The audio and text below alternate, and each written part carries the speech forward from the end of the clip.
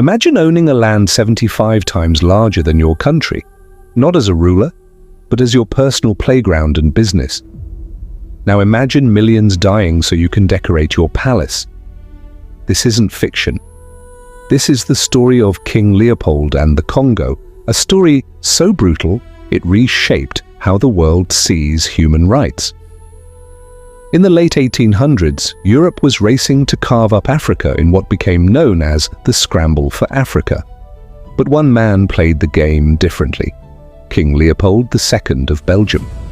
Leopold didn't want just influence, he wanted ownership. Through clever diplomacy and deception at the Berlin Conference of 1884–85, he convinced world powers he was creating a humanitarian project in Central Africa, promising to end slavery and bring civilization. What he actually created was the Congo Free State, his private colony. And then the extraction began. The world was entering the rubber boom. Tires, industrial belts, cables, rubber was gold, and the Congo was rich with it. Leopold's agents forced Congolese villagers to harvest rubber under impossible quotas. If they failed, punishments were savage: whippings, burned villages, kidnappings, and most infamously, severed hands. Soldiers were required to prove they hadn't wasted bullets, so they brought back human hands as evidence. Entire communities were terrorized into submission. Families were held hostage until quotas were met.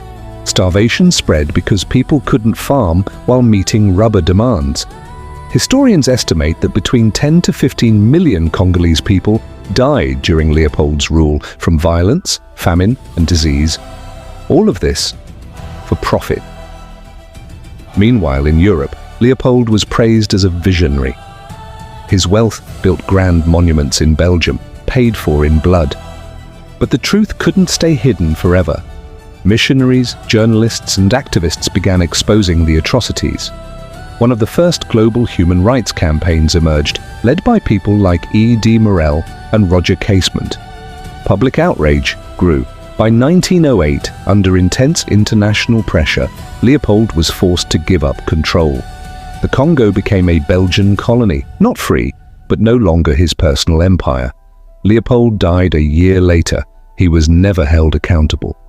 This story isn't just history, it's a warning about what happens when power goes unchecked, when profit is valued over people, when the world looks away. If this shocked you, it should, because understanding stories like this is how we make sure they're never repeated.